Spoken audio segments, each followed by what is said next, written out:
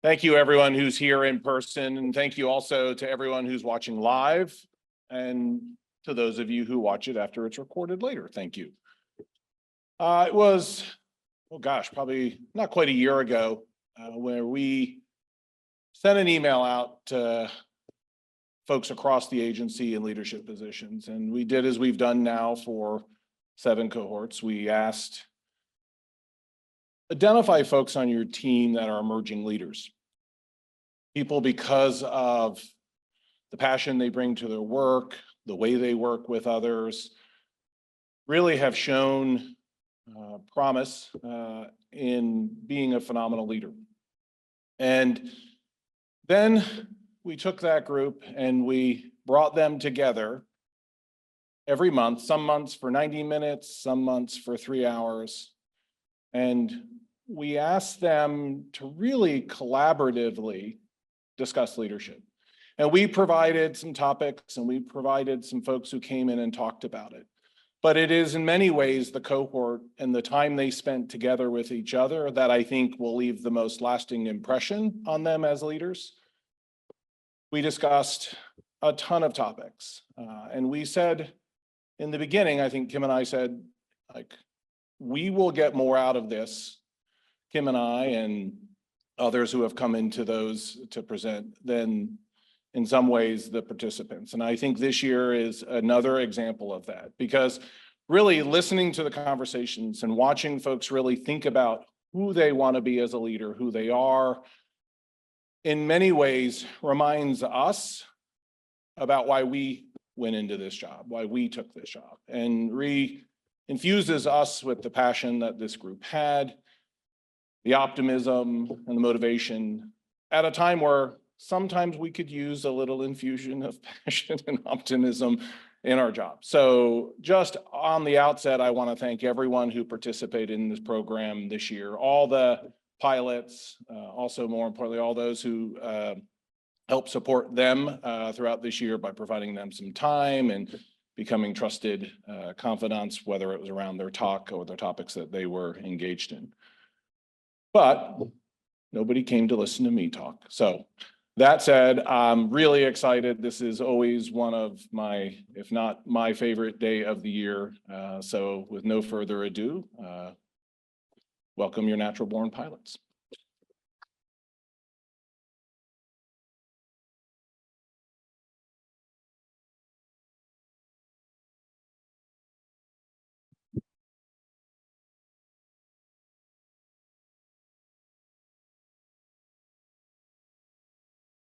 Morning. My name is Brendan O'Connor, and I am a data professional, and I work for FSSA. Today, I would like to talk to you about data, but I realize that's really boring for most people, so I'm not going to show any measures, metrics, charts, or graphs. What we are going to talk about today, it's not Star Trek either. I apologize for the Trekkie fans in the audience. I wish I could take credit for that joke, by the way. That was our own Philip Wages in the back. He told me to say that, and I loved it. I was giggling while I was Googling these pictures yesterday. But today I want to talk to you about something very specific in data, and that is the distrust of our own data. In organizations all across the world, big and small, there's a well-documented problem of distrust in data. It's measured through surveys and a lot of research. I promise no metrics, so I won't get into it, but you can look it up easily. But if you have said one of these things out loud to yourself or to a colleague, you most likely have at least a little bit of trust issues with your own data. And so how do we solve that? What do we do about it? Today, I'd like to talk to you about 3 basic things that we can do to start to increase the trust in the data that you receive from your own system. So I'd like to use an analogy of you and I starting a restaurant together in order to get these points across, because it's helpful. When we sit down to build this restaurant, we realize that we need 3 groups of people, essentially, to get this done. I left lawyers out on purpose. I apologize for the lawyers in the crowd. We do need lawyers, but for the purpose of this today, we're only going to talk about these 3. So first and foremost, you need customers. If you don't have a customer who's consuming these data meals, you don't have a restaurant, right? It's not going to last. Secondly, we need the facilities people to actually build us the building. How big is it going to be? How many chairs do we need? How do we get the plumbing and the electricity to work? These are the people in IT that we currently work with that build the application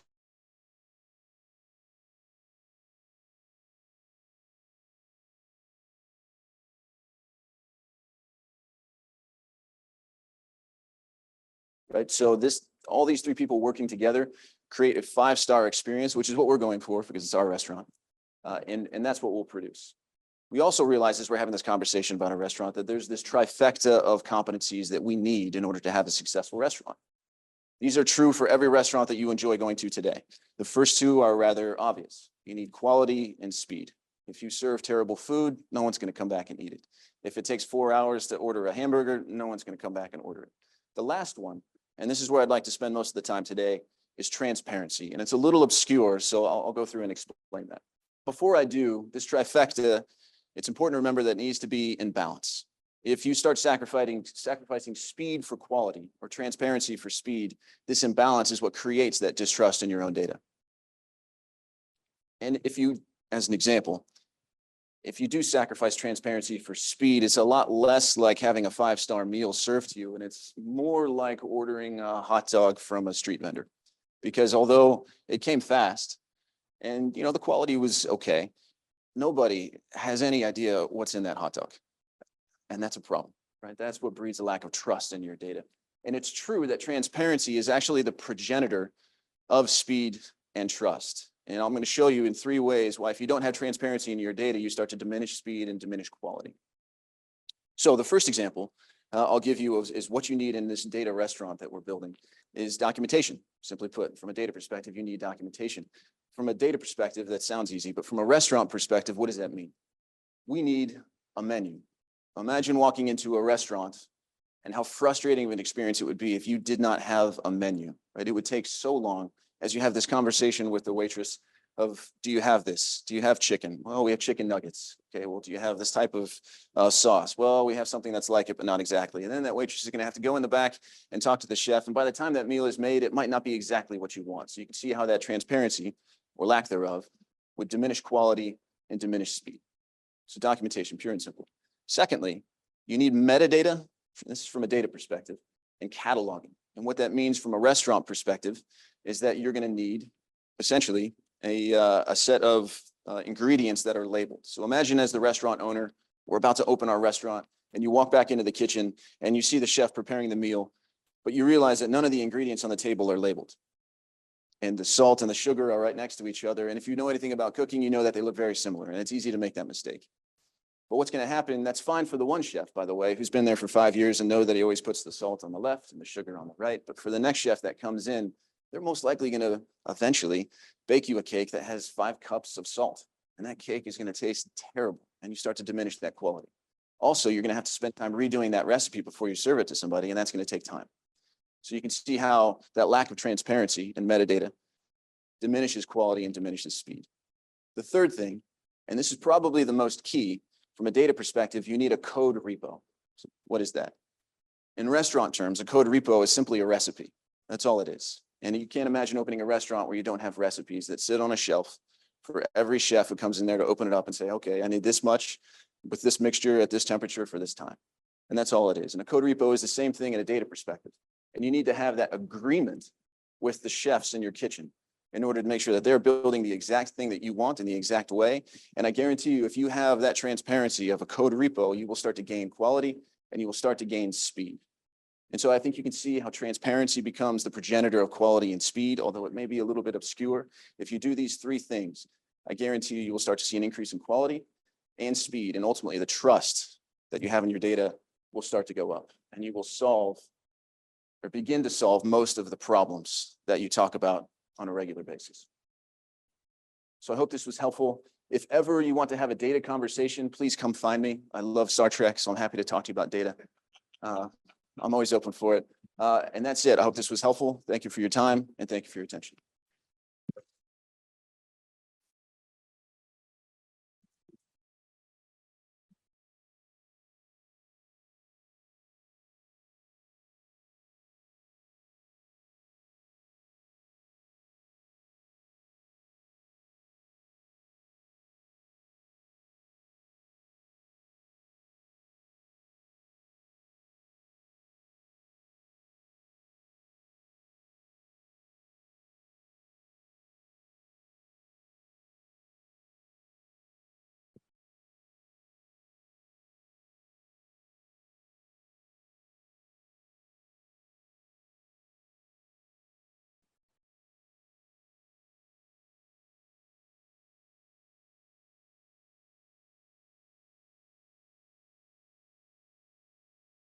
Can you hear the truth about yourself?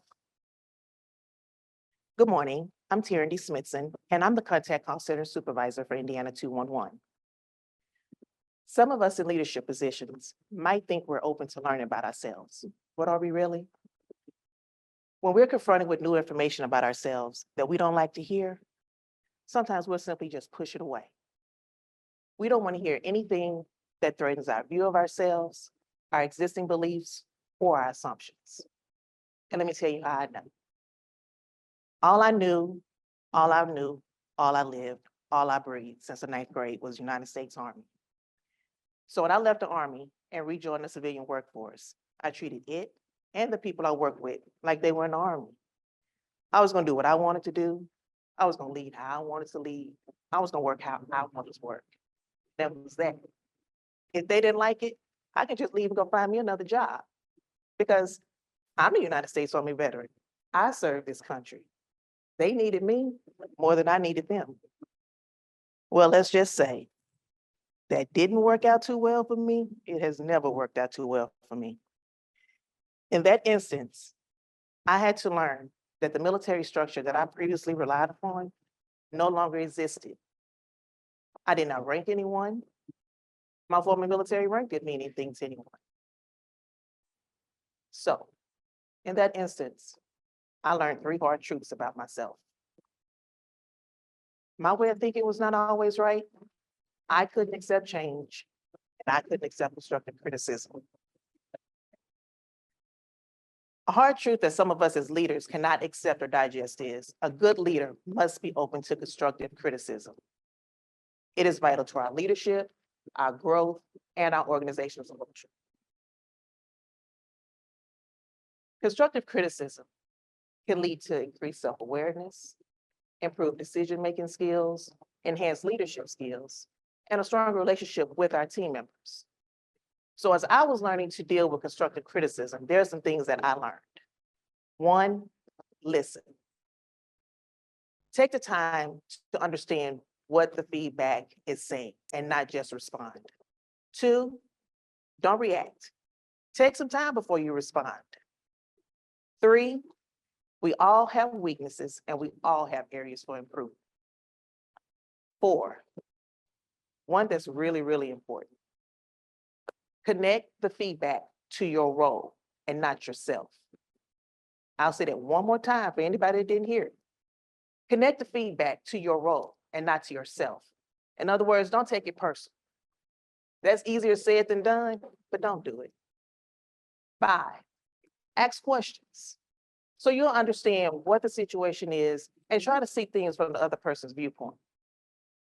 And 6, another one that's hard to kind of do, thank the person. Even if their information was hard to hear, thank them. The truth can be hard to hear, but it's necessary, and especially when you want change to happen. As leaders, sometimes we only want to hear what we think we know, but what we really need to do is stop and be open to listening, open to learning, and open to constructive criticism. So as I close, I want to ask everyone in here and everyone that's a leader. As a leader, are you willing to hear the truth about yourself and make the needed changes? Thank you.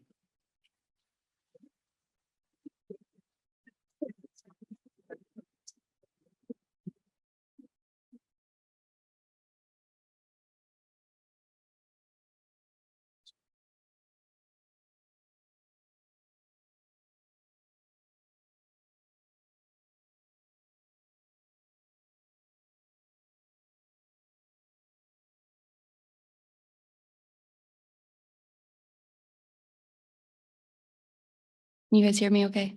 Yeah. Hi, everyone. My name is Kayla Skinner, and I'm the Deputy Legislative Director here at FSSA. So I have been in law school for almost 3 years now. And while in school, I learned that law school is a challenge in and of itself. But the biggest challenge that I've faced so far is dealing with imposter syndrome. For those of you who have luckily never experienced or heard of this, it's that uncomfy feeling that you experience when you don't feel like you belong somewhere or that you're unqualified, a phony, Everyone knows what they're doing in the room except for you. And that's kind of the feeling I have right now. But while in school, I also struggled with my grades and test anxiety from this. I cheered on all of my friends while questioning whether or not I even belonged in law school. I doubted myself, talked poorly to myself, and told myself that I should quit before it gets too bad. But with time, I realized that I was really the only person who made me feel this way. I was the only person who talked to myself this way. I had a whole cohort of friends and family who always believed in me. So why do I feel unqualified? Why do I feel like I don't belong here? How do I challenge my own self-sabotage? So while extremely expensive, law school has taught me a couple of free things. One being that I have to prove myself wrong. I'm only hindered by what I think I can't do instead of actually trying and maybe even failing at it. And I like to call this not allowing concepts to be strangers. For example, I was so scared of not being able to understand my classes that I avoided them entirely. If I didn't try to learn these concepts, then I can't be mad at myself for not getting it, right? I can't be a phony because I never actually failed at learning it, right? Well, no. This actually only made me feel like a bigger phony because the concepts that I needed to know to even become an attorney were complete strangers to me. I was disrespecting my dream by not becoming best friends, or at least acquaintances, with the concepts that will get me to where I want to be. And this leads me to my second free thing that I learned in school, which is that I'm not an imposter to my own dream. My dream was planted in my heart for a reason. Maybe I was inspired by a movie or a personal experience, a favorite book, but it's totally mine, and who am I to deny it? Instead of allowing self-doubt to determine our futures, we should become friends with our journeys, the concepts and challenges that come with it, and most importantly, ourselves. If you support yourself like you would support your best friend, then like your best friend, you'll start believing in you too. Thank you.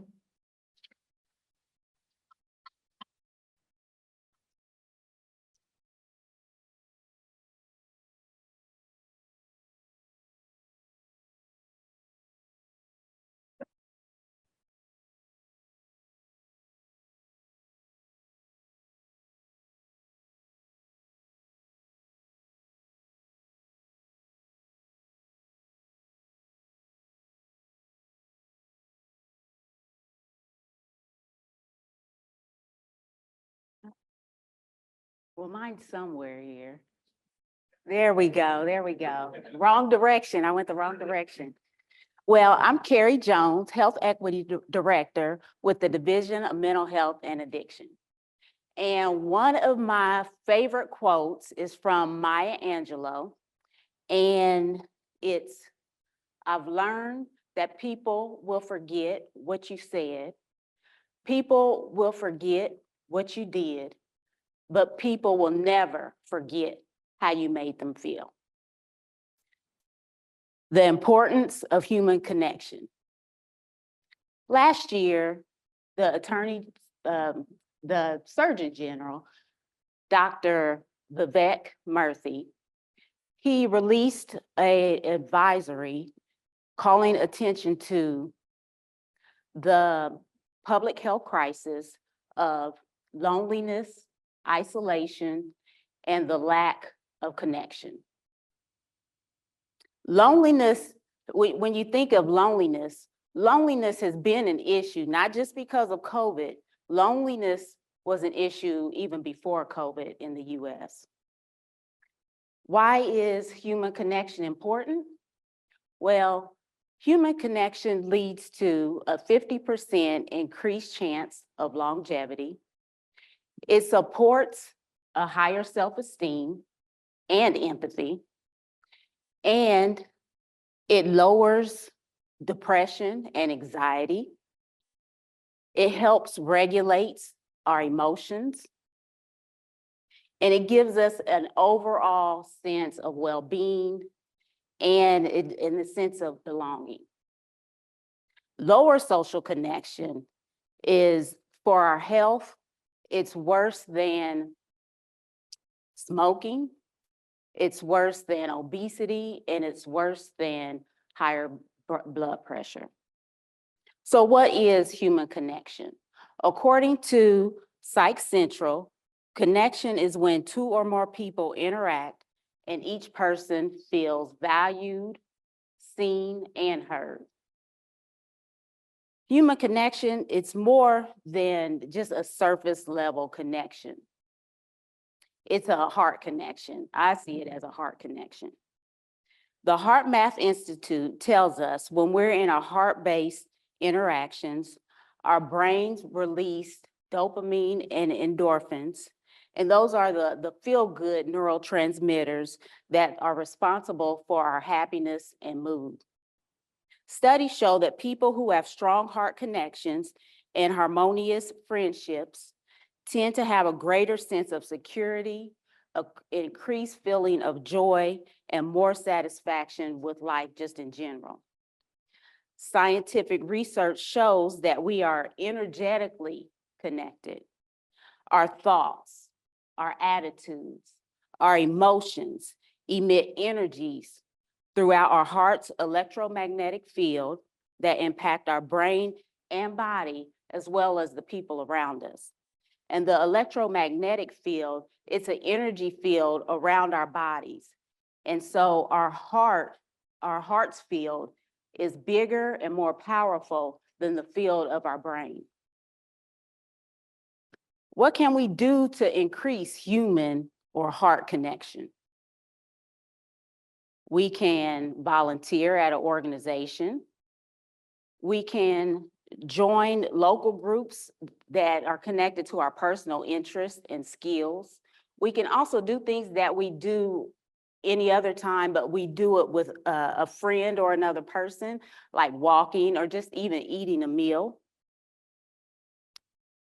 Before and during our conversations, we can create an attitude of care, kindness, and respect for another person. The practice of intentionally connecting with these heart qualities before and during your conversation, it sets an energetic or a positive atmosphere that makes it easier for our heart energy to flow within the interaction. Other ways we can increase our human heart connection is to support other people and just find ways to be grateful for others. You can also join a support group, and that would be one step towards your action to connectedness. So introverts may feel like that is just doing too much. That social type of thing may feel a little scary, but introverts can also still reap benefits from social connection. Social connection, it looks different for different people. There's not no one size fits all. The overall benefits come from your internal and individual sense of connection. As long as you feel connected to others on the inside, you still get the benefit of being connected. So take care of yourself. And if you are happy within, you are also more likely to feel connected and more likely to reach out to others. Improving social connection takes time. There's no special guidelines to it. And keep in mind, people remember how you make them feel. They don't remember the things that you said and what you do. So just think about it. How do you make people feel? Thank you.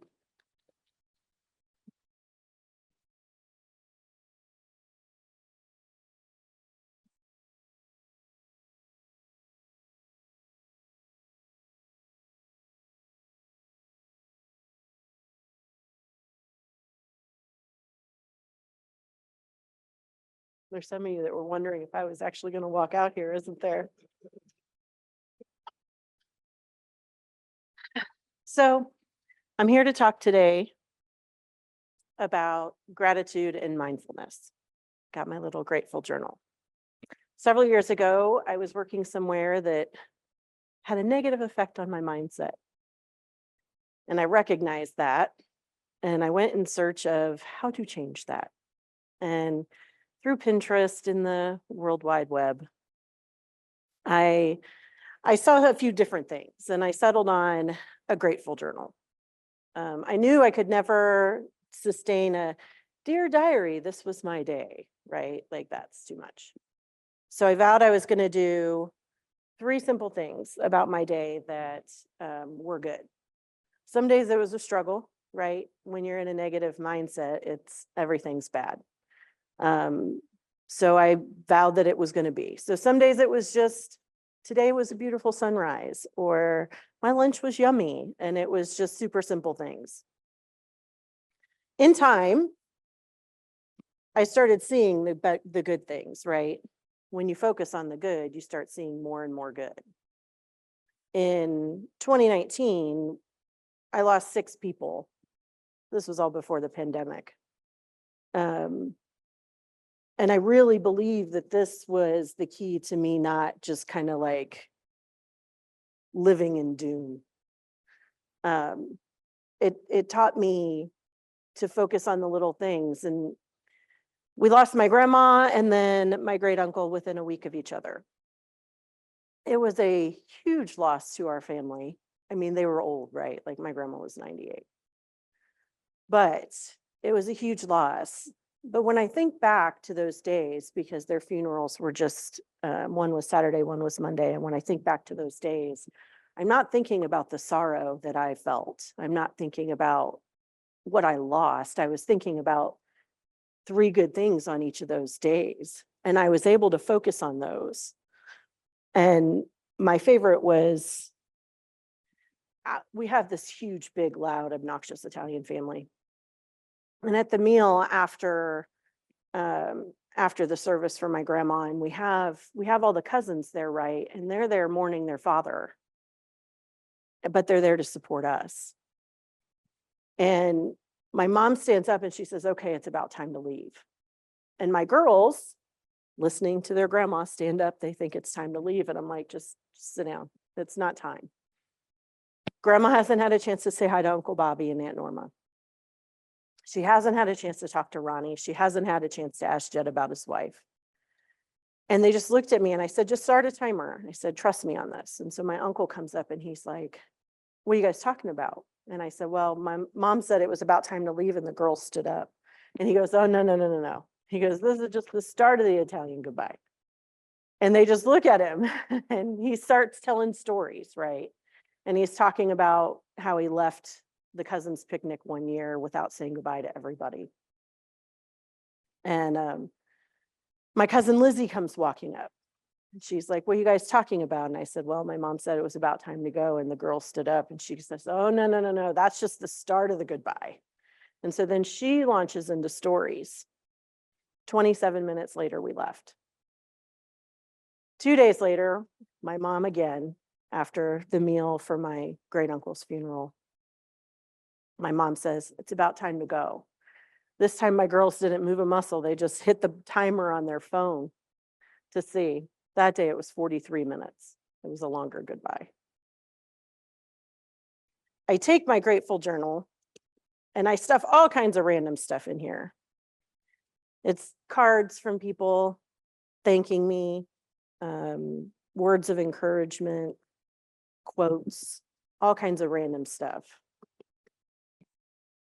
If you come by my desk, you'll often see it on my desk because I tend to write from the day before. I tend to write it first thing in the morning. I think it's a really good way to start my day. Like, these were 3 really great things about today, so let's see what happens. These were really great things about yesterday, so let's see what happens today. I really believe this is the start for me having a positive mindset. And if you ever find yourself in a funk or need a grateful journal, because I see a couple people out there I've made them for. I'm looking at you, Floyd. I bet yours doesn't have anything in it either. It's a really easy way to start identifying and recognizing the things that are good in your life. And pretty soon you're going to realize there's far more good than there is not.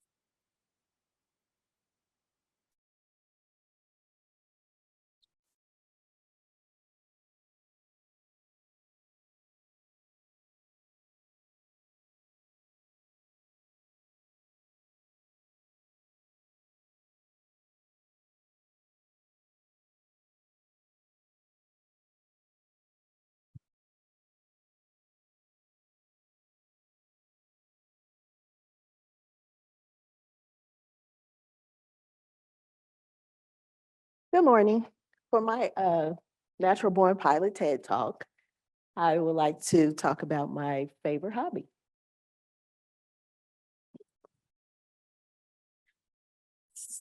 So while doing some research about reading, I I discovered that 70% of adults are reading at least one book a year. In 2023, 54% of Americans read a book. In 2023, and 82% of Americans read 10 books or fewer. I got my love for reading as a child. I was very inquisitive and I would always ask my mom questions about, where this came from or how was this made, that sort of thing. So she would take me to the library on 34th and Georgetown, and I would research and get my knowledge about the questions that I had. When I got older, I was introduced to African-American authors by my 7th grade teacher. And she introduced me to Toni Morrison and Zora Neale Hurston. So reading that, and then I started discovering fiction. And when I started discovering the fiction books, I fell in love with Eric Jerome Dickey. He's like one of my favorite authors, but unfortunately he passed away.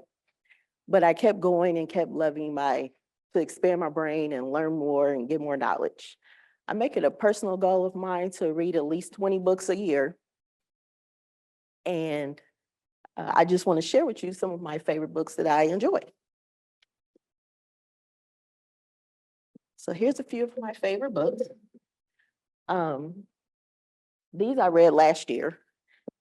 S.A. Cosby is my favorite author, and I was actually introduced to him by Barack Obama. Each year he posts a list of books that he's read that year, and Razor Blade Tears and S.A. Cosby were, Razor Blade Tears and All the Sinners Bleed. Actually, all 4 of those were on his list. So I decided, well, let me check it out. Let me read it. And again, I got to meet my 20 books a year. So I enjoy those. My favorite one is Blacktop Wasteland. And it talks about a couple, and they were married, 2 gentlemen. One was Black, one was white. And their fathers didn't know that they were married. And then all of a sudden they were murdered one day. So their fathers joined together and go out and try to find whoever killed them. So I think I definitely recommend that because it kind of reminds you of Ocean's 11 about all of the things they had to go through. Another one of my favorite books is A Piece of Cake by Cupcake Brown. She was actually she watched her mother die. And after her mother passed away, her father took her in, but he actually kind of abandoned her and took her Social Security check. And after he abandoned her, she got addicted to drugs and she was in and out of foster care. And now she is an attorney in California. So that's based on a true story. So with all of that being said, I just want to share with you some of the books that I love and the hobby that I enjoy. Hopefully, if you see me, you could give me some books that I might enjoy too. But thank you for listening to my TED Talk.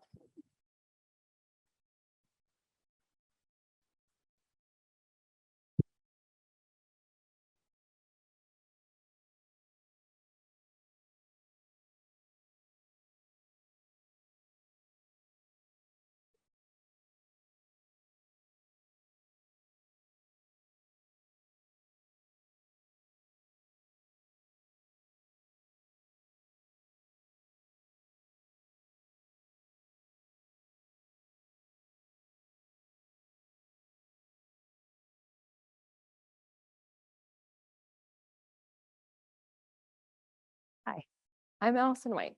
I'm the Child Care Quality Manager with the Office of Early Childhood and Out of School Learning. And today I'm going to talk to you about becoming a mom in a pandemic and why access to high quality childcare is so important. I found out I was pregnant on April 1st, 2020.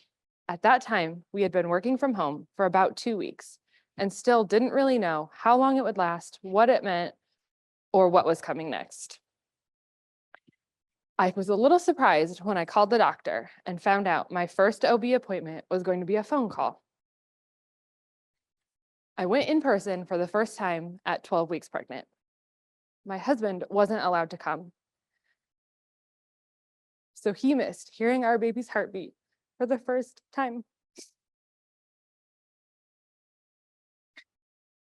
He had to stay in the parking lot and FaceTime for our first ultrasound. I went to all of my OB appointments alone. When it was time for my son to be born, my husband was able to be there, and I'm so grateful because he was a wonderful support system, which is what I needed because my village during postpartum was pretty small. Luckily, my mom was able to fly in and quarantine so that she could be there and we were able to keep my newborn son safe. But other than that, it was pretty much just me and my baby figuring this whole thing out. The first thing I did when I found out I was pregnant was tell my husband. The second thing I did was start to look for childcare. Before I came to the state, I was a childcare center director, so I understood how wait lists work and what was important and what high quality childcare meant. I started my search. We were able to find a program that fit our family's needs, but of course, the wait list was months long. So when I came back to work in February of 2021, my son was with me. In between meetings and phone calls and emails, I was changing diapers, making bottles, rocking to sleep for naps, and doing my best to meet developmental milestones. Those first few months were a blur. In August of 2021, a spot finally opened up and my son was able to start in childcare. The benefits to our family were tremendous. I knew that my son was safe, cared for, learning, and growing. I was able to be focused and present at work. Because my family has access to high-quality childcare, my husband and I can be successful in our careers. This is possible because of the work of OE Castle and FSSA. Thank you.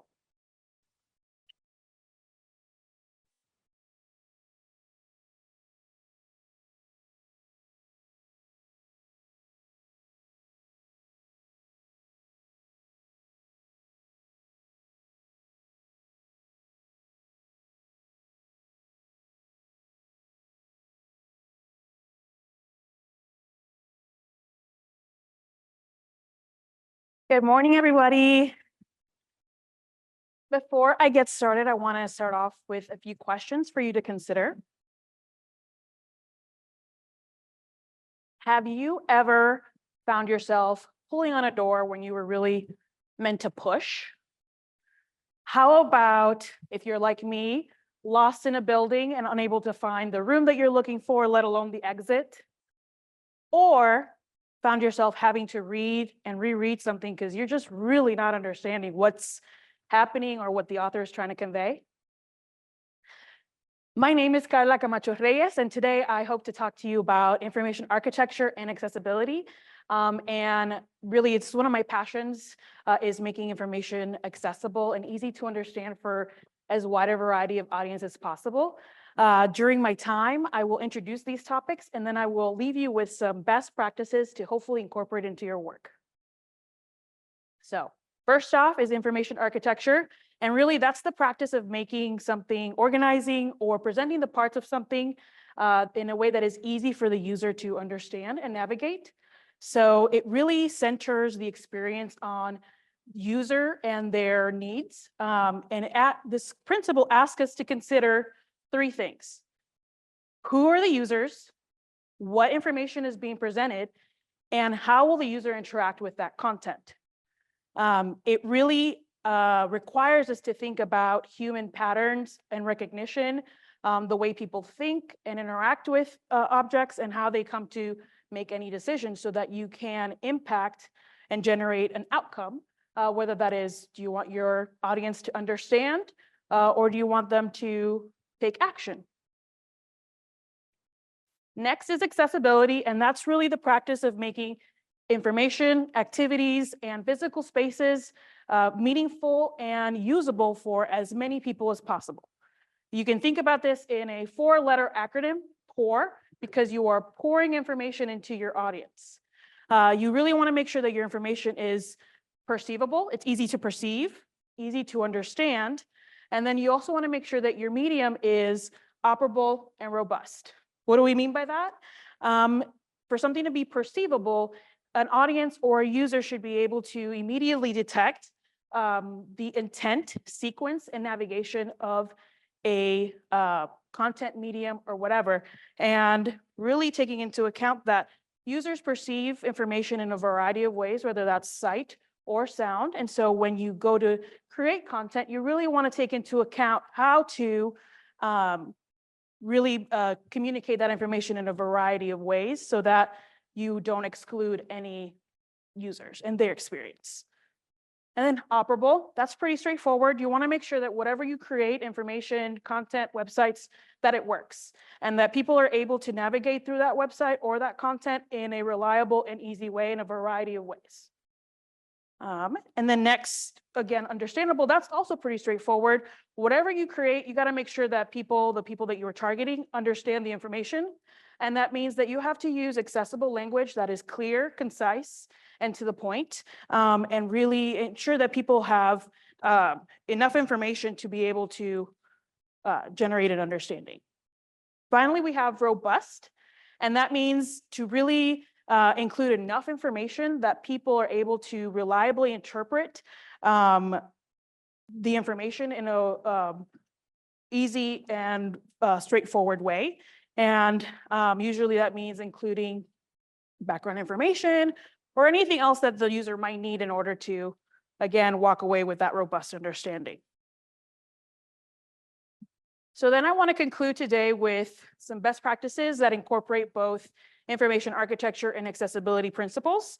Number one, I really want you to think about how can you prioritize your audience, their experience, and their understanding. Before you go to create anything, think about your audience. Who are they?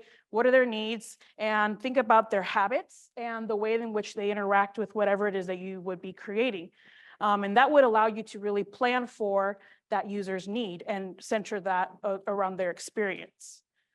Number two, you really want to try to organize information from familiar to unfamiliar. So start off with really simple concepts and build up to those more complex concepts.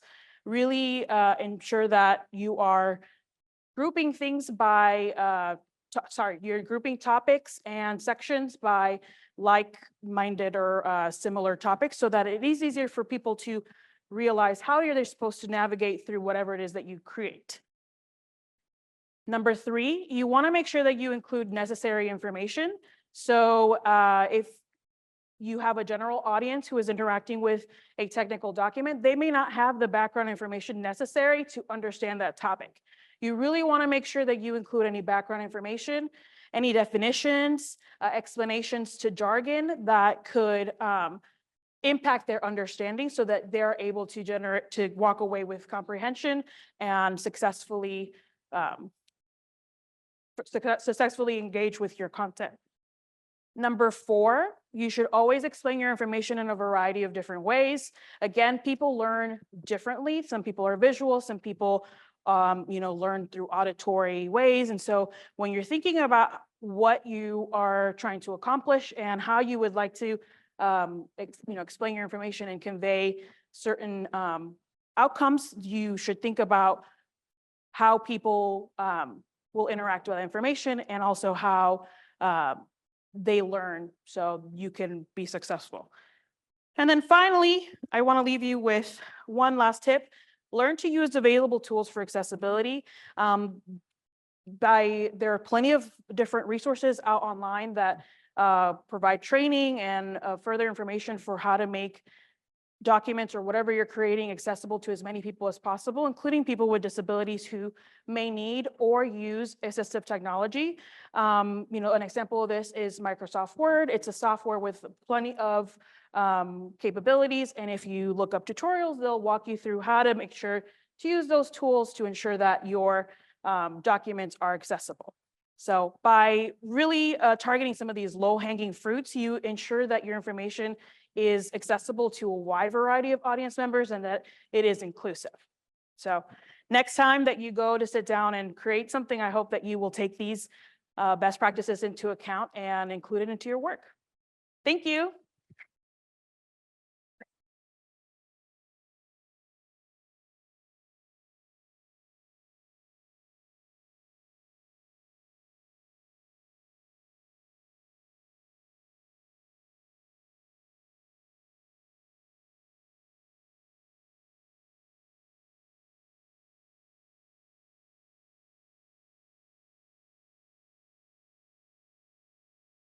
Good morning. My name is Sheila Griffin. I work in the Division of Family Resources, and I'm the lead subject matter expert on the Learning and Development team. Being a part of this Natural Born Pilots cohort has been an honor. Do we have any basketball fans in the room? Good, good. Anybody rooting for the Boston Celtics? One in the back? Who can tell me how many runs they hit in their game the other night against the Cleveland Browns? Well, clearly, I am not a sports enthusiast. I don't know a lot about basketball. However, although I'm not technically a Celtics fan, in my journey of transitioning into leadership and discovering the type of leader that I aspire to be, I've taken a lot of inspiration from the story of the legendary Bill Russell of the Boston Celtics. Bill Russell was known for his exceptional defensive skills. He was an Olympic gold medalist. During his tenure with the Boston Celtics from 56 to 69, Bill Russell led his team to win 11 NBA titles. He was named MVP 5 times. As a matter of fact, they named an award after him, the Bill Russell NBA Finals Most Valuable Player Award.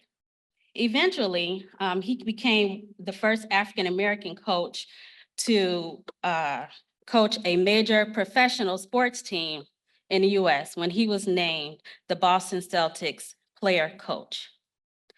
Bill Russell went on to mentor several other NBA greats, including Hakeem Olajuwon, Shaquille O'Neal, LeBron James, and the late Kobe Bryant.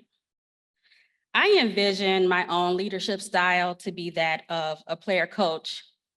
I hope to be a charismatic and influential leader who works alongside my team, serving as a mentor and contributing to everyone's success. In the book that was inspired by Bill Russell's career called The Player Coach, I learned that he embodied all of these qualities and so many more. Bill Russell's stats don't tell his whole story. Not only was he an exceptional player and coach, he was a dedicated civil rights activist. As a leader, I'm committed to fostering a sense of community amongst those that I work with and helping to create an environment where everyone feels heard and valued. Bill Russell's accolades were not achieved by chance. He was quoted as saying, "Success is a result of consistent practice of winning skills. There's nothing miraculous about the process, and there is no luck involved." He was intentional about studying his craft, spending countless hours practicing. He spent time with his team to help them sharpen their skills. And he created a culture of inclusiveness where everyone could contribute and everyone could benefit from the wins. It's with his legacy and great example that I feel confident that I can also achieve great things in my career, not only for myself, but together with the team. I'll leave you with one last quote from Bill Russell, and this sums up the type of leader that I aspire to become. The most important measure of how good a game I play is how good I make my teammates play as well.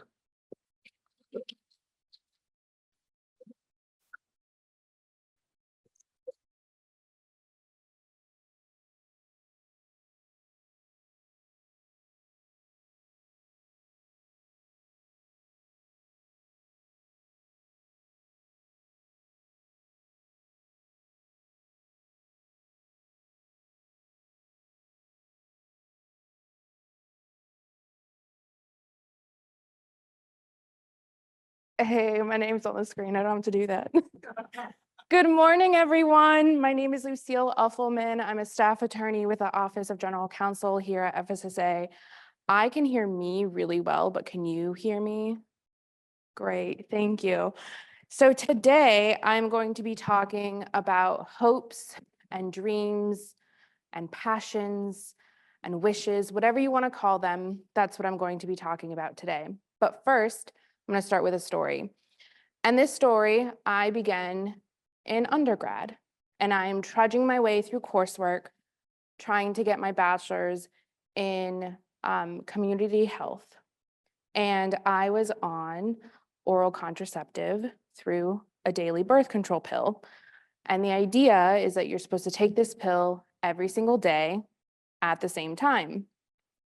And I was growing really resentful and restless with this idea of needing to do something every single day because I knew I wasn't going to have children and I didn't want to have children for quite some time. I knew I was going to go into graduate school and had many years, and I still felt like a child myself. So I wanted a longer term solution. And I learned about an intrauterine device, also known as an IUD. And depending on the type you can get, it can prevent pregnancy from anywhere from 5 to 10 years. And I thought, wonderful, medical marvel, let's do it. But then life said not so fast. And it ended up taking about a year in order for me to get my hands on one. Because my insurance kept changing.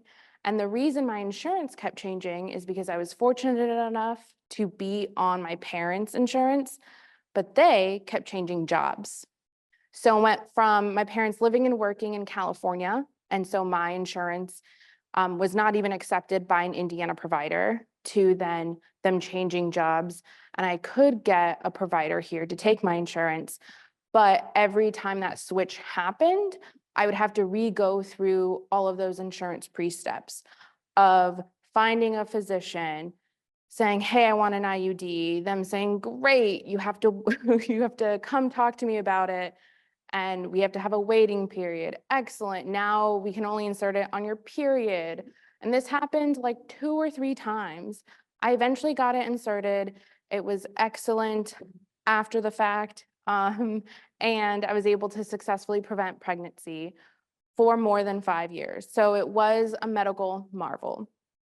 However, I resented then and still now the fact that it took so long for me to do society a favor, you're welcome, in preventing pregnancy. I was in no position to have a child, and there was something to help me do that on a longer term basis. And so that, along with other experiences, made me dream of a day where we had universal healthcare system. So it is my ultimate career goal to bring about a single payer system, because life is messy enough, right? Like, why should your health insurance be a barrier to also your healthcare? Because what if it didn't matter that you were turning 27? What if it had no bearing on whether you were married or divorced or single or widowed? What if it had no bearing on whether you were fired that day, whether you accepted a job, or whether you were laid off? Again, life is messy enough. Why complicate it? But the reason I'm sharing this with you today is because sharing dreams and hopes and goals and wishes with those around you is why I'm up here today. I have been in the audience, both online and physically here, and I said, ooh, people giving a talk, a leadership program. I want to do that. And I said, hey, Jessica Keys, can I be a part of Natural Born Pilots? And she said, no promises, but I'll see what I can do. I said, great. And I honestly kind of forgot about it. But then eventually I got an email saying, hey, would you accept Jessica Keys' nomination for you to become part of the next Natural Born Pilots cohort? And I said, yes, please. So I give you this task: share your dreams, your goals, your hopes, your ambitions with others, with your peers, with your colleagues, with your loved ones, with your superiors, if it makes sense, and with yourself. Shout them out, because you never know where it may lead you. Thank you.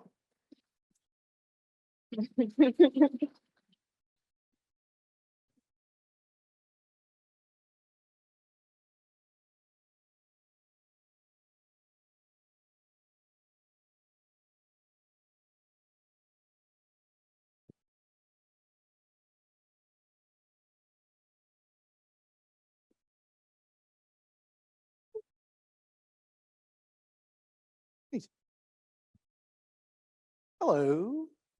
Today, I want to focus on the concept of failure in your career and professional life. And in order to do that, I'm going to use my own story and to ask you all to consider a paradigm shift. And I hope this might give you a new perspective that you can take into your own life and its pursuits. And here it is. Life isn't a game. It's a story. Let that sink in for a minute. When developing staff, when suffering a loss, when getting fired or switching careers, life is not a game, it's a story. Let's think of failure in the context of a story, shall we? Failure in a story isn't a bad thing. It's what makes stories interesting and deep and stronger narratives.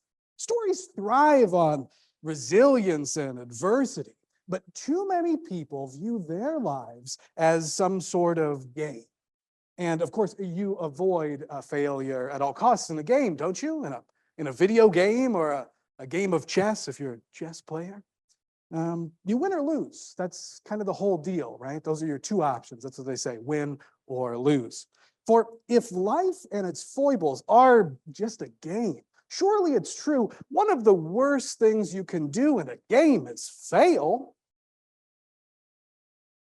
We must remember that failures are opportunities for growth and learning, and they certainly shouldn't hold you back from continuing forward to the pursuits in your life. Take it from me, failure practically follows me around like a shadow. Let's take a look at my CV for a second. First job I ever had, wonders of planet Earth. A wonderful place with even more wonderful people. You all, I'm sure, have fond memories of shopping there, right? No? Oh, that's right, because it failed. I actually lived a winter in my car after we closed until a family took me in. And I got a night shift job, wait for it, at McDonald's. Let me tell you, that place has some great verticals for professional development. Next was a toy store. Remember when those existed? Toy stores. I worked my way up to store management of a KB Toys until Bain Capital kind of tore that down with help from a tiny online retailer. It was just emerging at the time. It's like a name of a lake or a river or something. I can't quite remember. Oh yeah, Amazon. That's right. Yeah. Television station, 2 radio stations, 2 video rental stores. So I can, you can probably guess where this is going. To everybody, they called it a failure. And now they're all just kind of memories floating in people's heads or faded pictures in a Facebook album that no one ever looks at anymore.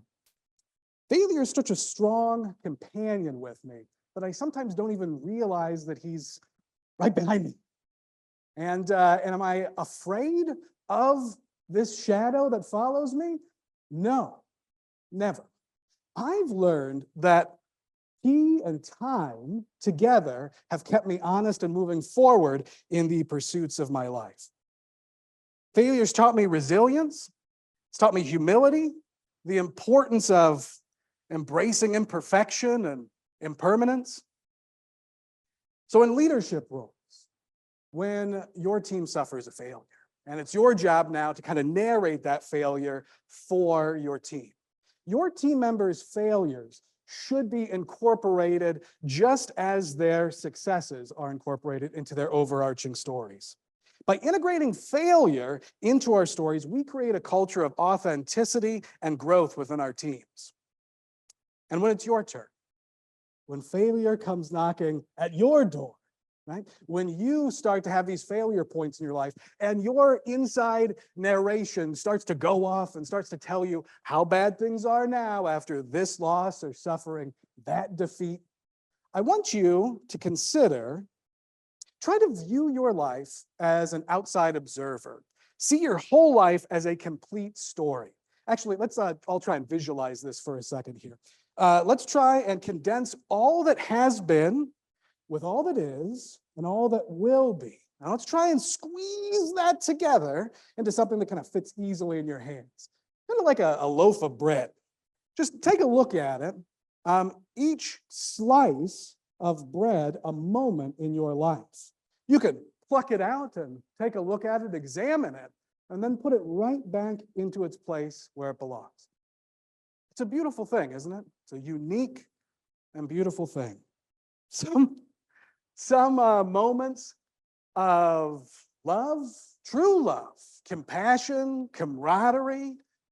Some moments that are so funny that you thought you might have actually physically hurt yourself. You were laughing so hard. And also tragedy and horror and rage and sadness that no words can seem to touch. I implore you here,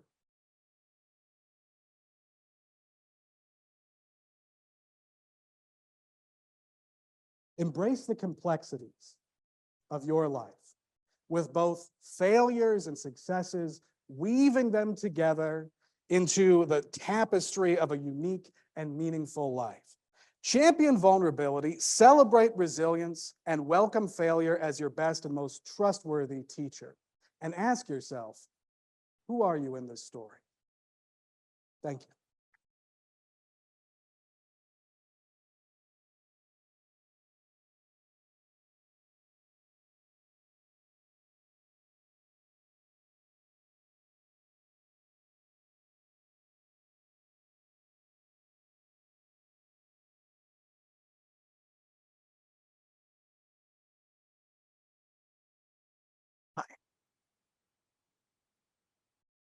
Oh, good, I'm up.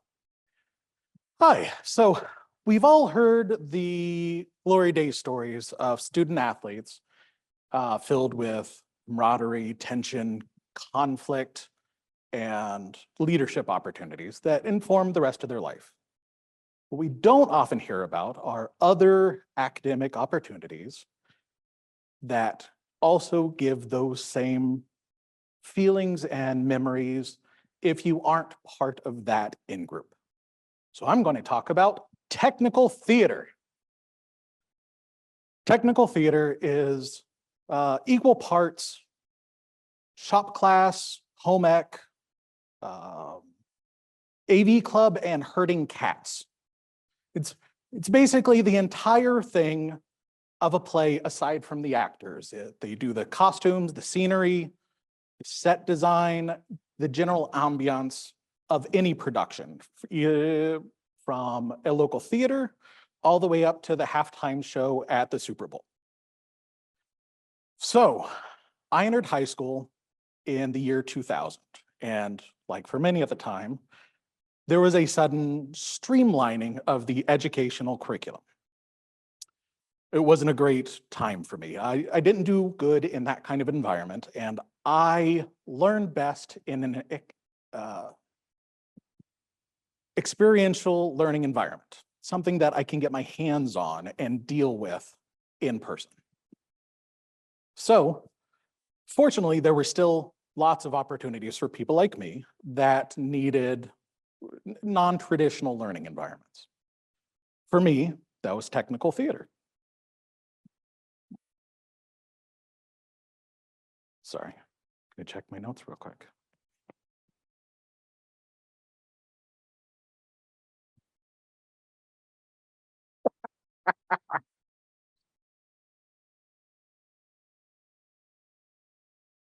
Stagecraft, as we called it, was an excellent opportunity for someone like me that needed hands-on training and also experienced existential dread from being on stage in front of a crowd. It taught lots of they called them hard skills, useful things. Sewing, carpentry, painting, makeup, sound production, stage design, lighting, lots of things that you use in your everyday life. But more important, it taught an innumerable number of soft skills that not only provide avenues for success, but have become necessary functions for success in continuing education, as well as some of the most valuable skill sets for what is now a service industry business world.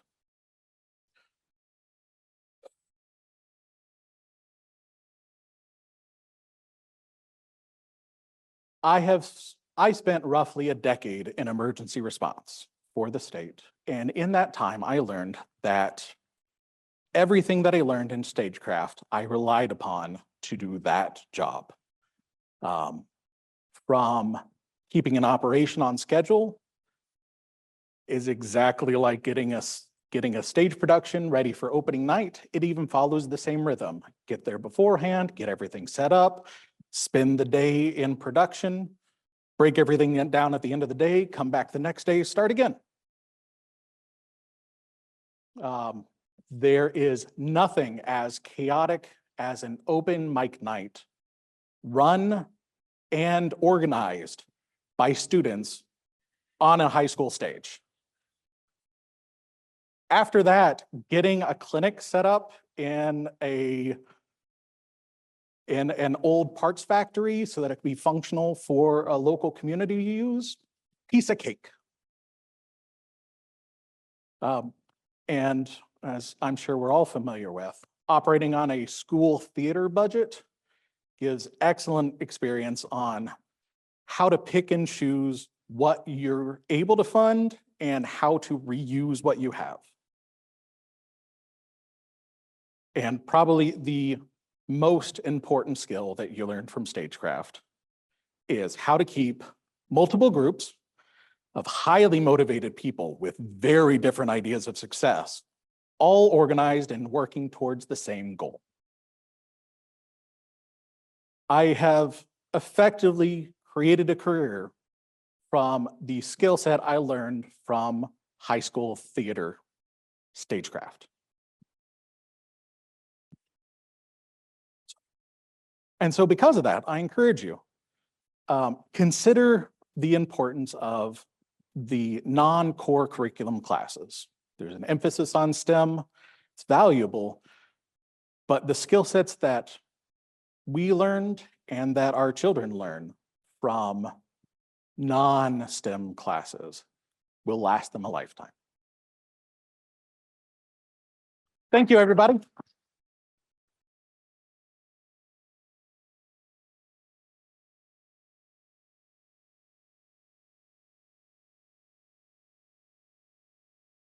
If folks are in the back room, if they don't mind, I'd like to bring everyone back out so that we can recognize them all properly.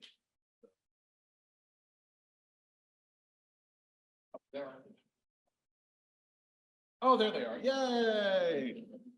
All right, again, man, every year never disappoints. You guys never, ever, ever, ever disappoint. So I always like to just take one little snippet I learned and kind of go through those. They're not in order. I learned the value of sharing your dreams out loud and with yourself. Not only might that result in better healthcare, but maybe someday universal healthcare. I learned that life isn't a game, it's a story. And so that failure, if we view it that way, is just an opportunity for a better story. I learned that at the heart of a better life is human connection. I learned, could never have imagined the challenge of becoming a mom during a pandemic and how that really points out the need for better, more accessible, universal childcare. I learned that belonging begins with yourself and that you can't be an imposter to your own dream. Kim will know, I can't do this every year without crying a little. So it's part of my thing. I learned the value of reading 20 books is now my new goal for this year. And really the value of asking a question and then using a book to help answer that one. Plus, I think we all have some good books for our summer reading list. I learned how success can come by being a player coach. And particularly thinking about how you can lead both from the bench, but also sometimes on the floor. And not just in a sport, but really in leadership and in life.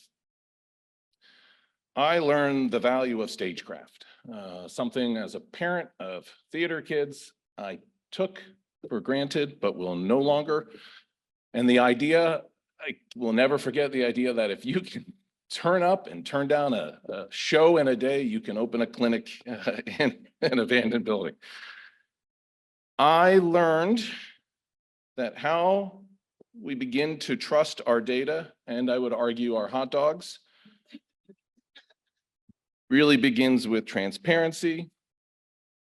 I learned that when we're thinking about information and accessible information, start with the audience and then figure out how you want to pour out that information in a way that they can all access.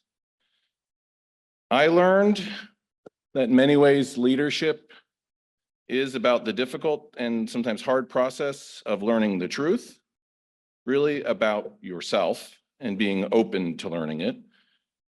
And I learned the value of gratitude, and sometimes that just writing things down in a book will allow you to focus on the good, and that will allow you to see the good everywhere, not just around you, but also in yourself. So to all of you, again, I think by behalf of all of us, thank you for another amazing year of natural born pilots. And I think we should all share our round of recognition, and thank you to them all.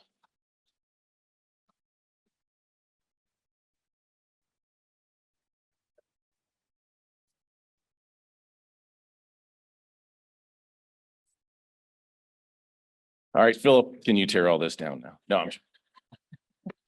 Now, you guys will stay for some pictures. Thank you, everyone who came out today, everyone who's watching online, and look forward to another successful year. So thank you all.